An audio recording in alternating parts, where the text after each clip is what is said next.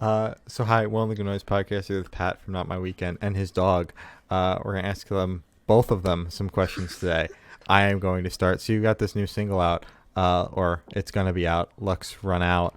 How do you feel about the response to it, to the people you've shown it to so far? I'm super excited. I've shown it to some friends, and I've shown it to my roommates now, and I've shown it to our street team and you guys. Uh, But everyone seems like really, really pumped on it. And there were some comparisons I didn't quite expect, but I was really nervous to show people this song because it is weird. But everyone just seems like really hyped and excited to help us promote it. So I'm pumped and grateful. Absolutely. all right. What were some of those comparisons you got then that you weren't Yeah. expecting? I wasn't expecting. Oh shoot. Okay, so someone said Metro Station, and I was kind of expecting that.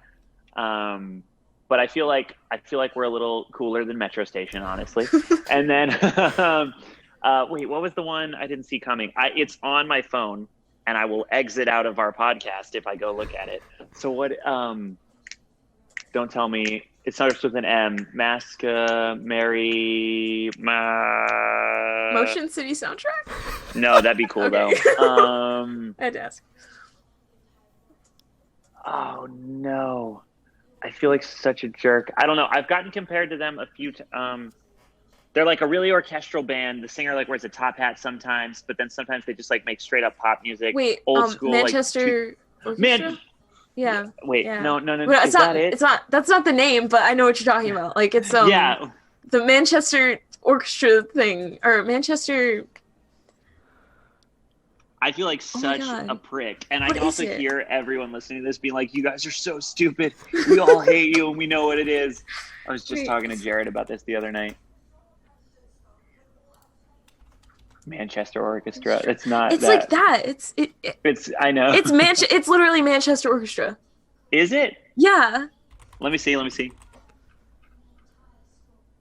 It won't focus. I think that's it. I don't know. But yeah, lots of people have said my voice sounds like him before, but Okay. I was surprised that this song specifically. But yeah, I'm very excited.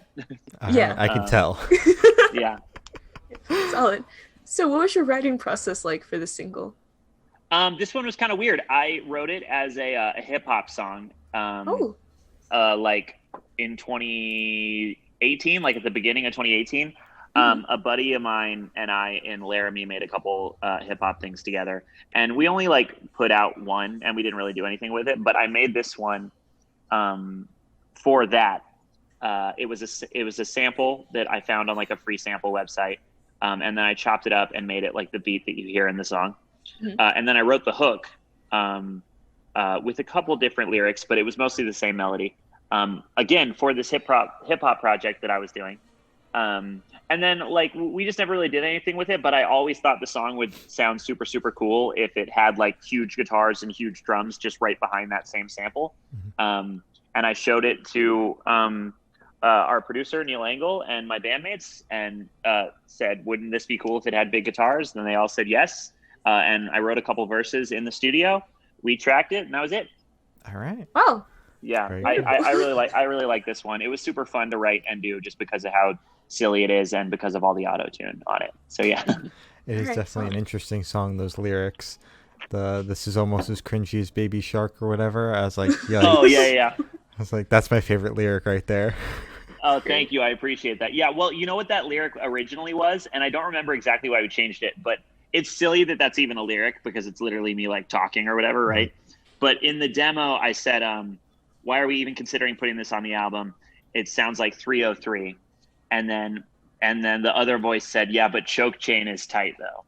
And and everyone in the room was like, dude, no one listens to 303. And I was like, people might listen to 303. Somebody will And then get we it. did. I know, but then we did Baby Shark instead, which is Aw. also good. I really like 303 and also Baby Shark. So You definitely You should seem make- like someone that would listen to Baby Shark on loop and enjoy it. yeah, just like as I go to like the 10-hour loop on YouTube. Yeah. Yeah, Mhm. absolutely. Of course. You should make an alternative version where you release 303. Dun, dun, dun. Yeah, I've got that vocal somewhere. It'd be easy to do. Count You on should it. do it. Yeah. You know yeah, what yeah. I think? You know what I think I'm gonna do live when live shows come out. Will come back, I should say.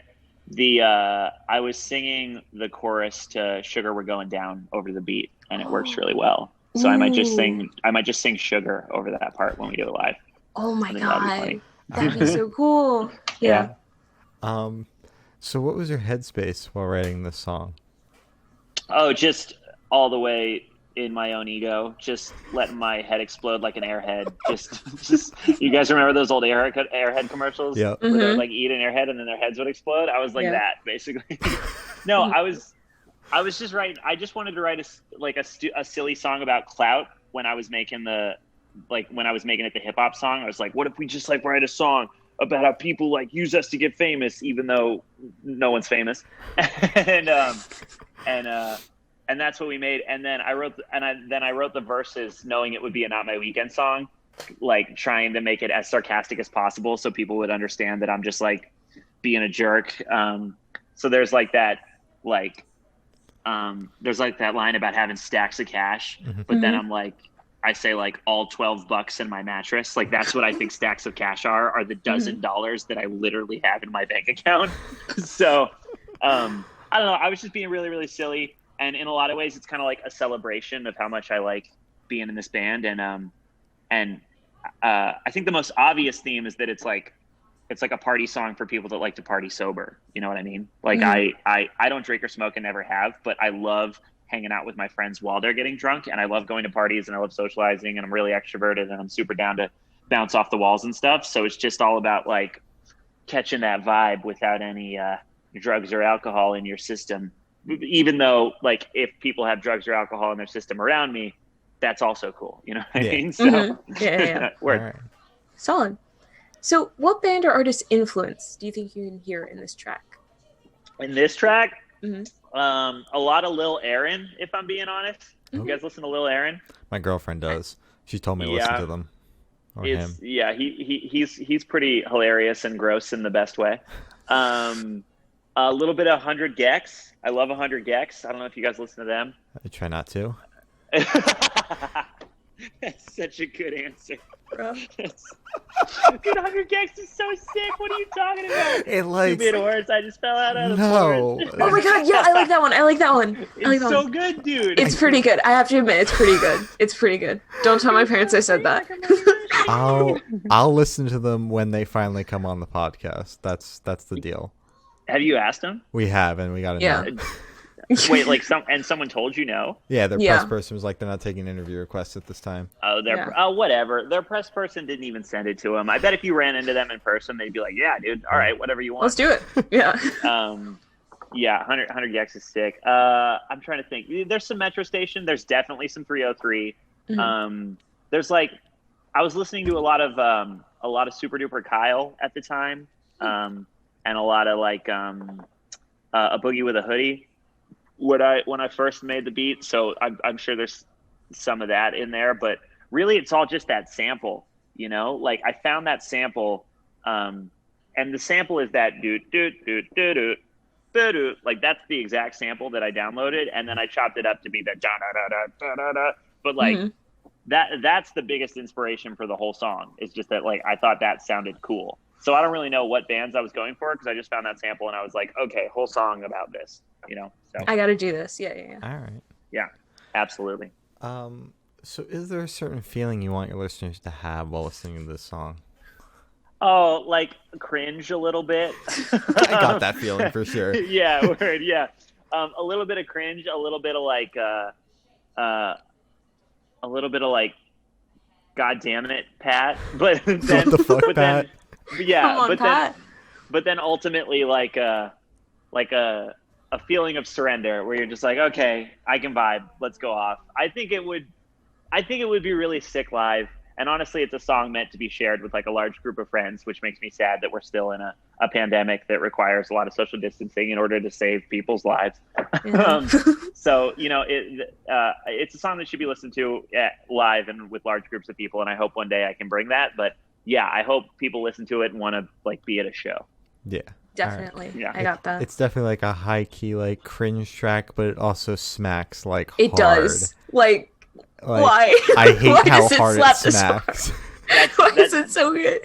That's exactly how I want you to feel. That makes me so happy because like that is exactly how I want you to feel. That's awesome. I listened to it. I was like pissed that I liked it as much as I did. I Yeah, like, God damn it. Exactly. I'm like, I'm gonna when it comes out. Both of my friends, I showed my friends Sam Marcus, who's actually coming to live with me in a couple of weeks here, and I showed my best friend and graphic designer Billy Harris the song before I showed like anyone else.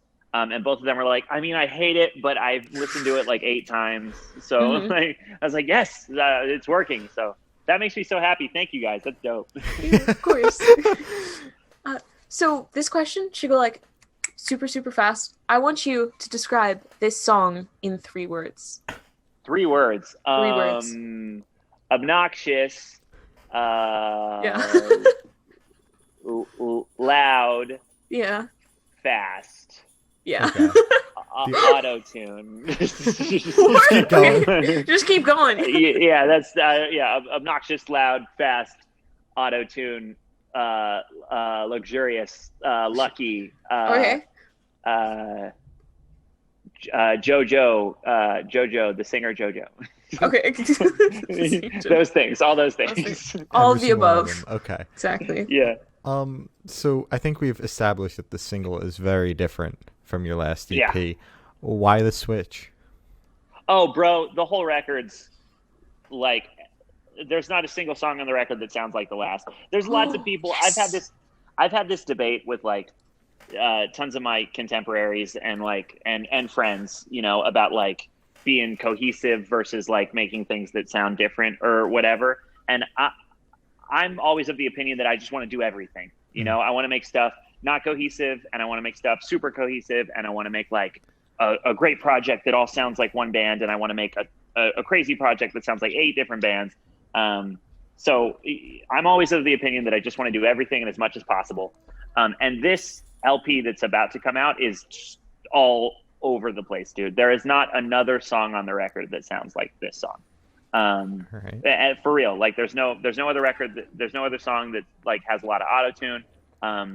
There's like 1 or 2 slow songs, but yeah, it's not like a switch up. It's not even that indicative of what you can expect for us from like the next 2 singles, really. It's just like, I really love this song.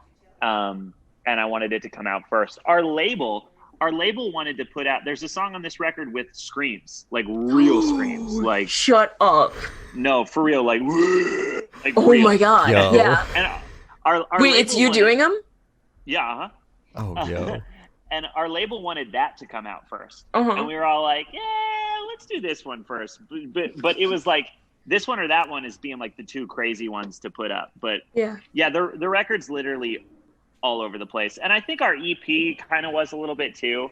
Like, When You're Around and Bailing are both like pop punk songs. But other than that, it's like, you know, a pop song and then a Jesse McCartney song and then a campfire song and a like whatever. And this one's kind of like, there's like a pop punk song and then there's like a musical song, like it'd be in Grease or something. Yes. And then there's like a kind of Post Malone-ish type song that we wrote with Jaden Seeley from With Confidence. God. And then there's like you guys ever listen to Hot Shell Ray? Yes. There's like a Hot Shell Ray-ish song, and then there's this one, and then there's like a doo-wop song, and then there's that song with screams in it. Like, I literally can't stress, like, the record is diverse to the point where it might fault it. You know what I mean? Yeah. To the point where, like, if you heard one song and thought you might be a fan of the band, like, we might lose you as a listener. But that's where my friends and I are I've had conversations with my friends that are like, okay, so next time around, you should try and go forward and make something that's maybe a little more consistent. And they might be right, and we might do that in the future. But definitely for the rest of the year, it's just all over the board. Okay. Yeah. All right. So yeah. All right. So you basically just like answered the last question. Oh yeah. If anything, what else can you tell us about this upcoming project, this album? Yeah, I did tell you a lot. There's a song that sounds a lot like the Teen Titans theme song. Are you serious? Yeah, 100%. Oh my God. It might have a music video for it too. There's what am I missing? Teen Titans one. There's kind of a song that's like there's a song with a lot of scientific lyrics, like a lot of science references. That's super weird. trying to think what else weird can I tell you. I said the doo-wop song. I said the scream song. Oh, there's kind of a spiritual sequel to Crawl. There's another ukulele song on the record. All right. It's different than Crawl. It's not like it's its own thing. I'd say it's like closer to like a Never Shout Never type vibe, whereas Crawl was more of like an indie thing. And I'm curious to see what people think of that one, because I think the band is kind of unanimous that it's like a cool ukulele song, but we don't like it as much as Crawl. So I want people to listen to it and be like, no, this is way better. Or like, oh, this is just like a different vibe. And I'm just curious about that one. And then I don't know. That's a lot of the record. I'm forgetting stuff. I can tell you that everything that will be for it is and has been done. It's been done since like June, and it was supposed to come out in June, and this song and our second and third singles were supposed to come out over the summer. And I said this last time I was on, just everything got canceled because of touring, but or because of tour being canceled, I mean, and because of the obvious horrible pandemic that we're in. But yeah, everything's like completed, and it was all shot in like January, so like our haircuts look different and stuff. But yeah, there's a couple music videos coming out, and you can expect singles for the rest of the year, and then the record should come out like literally at the very beginning of 2021. I mean, like days into the year. So. Oh my god! Okay. Yeah, I am like beyond excited for this record. Me too. Yeah. I appreciate that, you guys. I'll send you stuff a couple weeks prior, and we can talk about it again if you'd like. That'd be great. Hog. Yeah. Yeah, I can't wait. I'm really this whole record process has been like extremely stressful, just because of like the year, and because of how long it took to get it made, and because of how long it took to get it released. But that's not unique to us. That's every artist on the planet right now. So the only thing I'm stressed about now is that like we might not get to play shows on it. The way things are going, it's possible we'll have like additional new music out by the time we get to play a show. And that's a bummer. So I guess to the people that are going to listen to it, I would say like really champion the songs that you super, super, super want to see live, so that it makes sense for us to play them in 6 to 9 months or whatever it's going to be, Yeah. Makes sense. All right. So, yeah. So that is all the questions we have for you today. Is there anything you'd like to plug? Oh my goodness, you guys are so professional. You run through it so well. Thank you. I do want to say that I've seen you guys grinding, and you're interviewing so many bands that I'm such a big fan of, and I think you're killing it. And you're so consistent, you're so professional, and I'm so confident that your podcast is going to be huge if you keep it up like this. That means a lot. Thank you. Yeah, that means a lot. Chloe's going to cry after this. Shut up. Don't say that. No, you're seriously killing it. Like, it doesn't go unnoticed, and you've grown so much since we talked like 3 months ago or whatever. Yeah. Just keep following me on TikTok and YouTube. It's Patrick Gilchrist, Gil Christ on both of those. Just because like that's consistent content. I post every day, and there's always going to be new videos about the band, if not necessarily music videos. And then follow Not My Weekend on Instagram, Twitter, and on We Are Triumphant's YouTube channel, and you'll see our new YouTube video, or you'll see our new music videos rather, and you'll see our new content. And if you follow me, obviously I post about all that stuff too. And just keep your fingers crossed about touring, and just listen to the songs that you want to hear live the most amount of times, so that we play them. And that's it. Well, thank you for sitting down with us. Always a pleasure having you on. Of course, you guys. This has been Pat from Not My Weekend, and we're the Good Noise Podcast.